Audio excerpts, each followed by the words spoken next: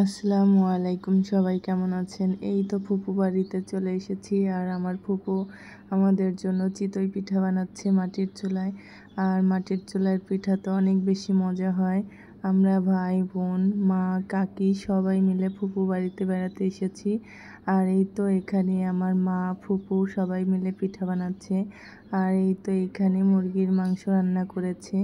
আর এই মুরগির মাংসটা রান্নাও অনেক মজা হয়েছে, অনেক রান্না করেছে। আমরা যেহেতু অনেকগুলা ভাই বোন গিয়েছি, তাই আমার ফুপু অনেক বেশি করে মুরগির মাংস রান্না করেছে। আর এখানে চিতই পিঠা বানাচ্ছে। আর এই মুরগির ঝোলটা দিয়ে চিতই পিঠা খেতে বেশ মজা হয়েছিল। তারপরে এই তো এখানে একটু পিঠা বানানো দেখলাম। পিঠাগুলো মাশাআল্লাহ কত সুন্দর ফুলে ফুলে উঠছে।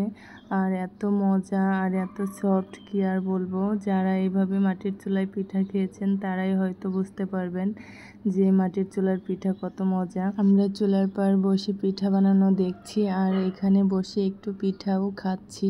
চুলার পার এইভাবে গরম গরম পিঠা খেতে সত্যিই খুব ভালো লাগে। আর এই তো এখানে পিঠা বানানো হয়ে গেলে তারপরে আমরা ভাই বোনরা মিলে একটু ধনিয়া পাতা বাটা দিয়ে খেয়ে নেব। এই তো এখানে ভাগাভাগি করে খাচ্ছি ভাই বোনরা। আসলে এইভাবে খেতে অনেক বেশি মজা লাগে। আর এই ভর্তাটা দিয়ে খেতে তো আরও বেশি মজা লাগে। ভাই বোনরা এইভাবে ভাগাভাগি করে খেলে যাই হোক না কেন সবই মজা লাগে।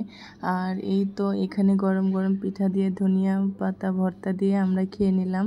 তারপরে খাওয়া দাওয়া শেষ করে আমরা একটু ঘুরতে গিয়েছিলাম। ধন্যবাদ।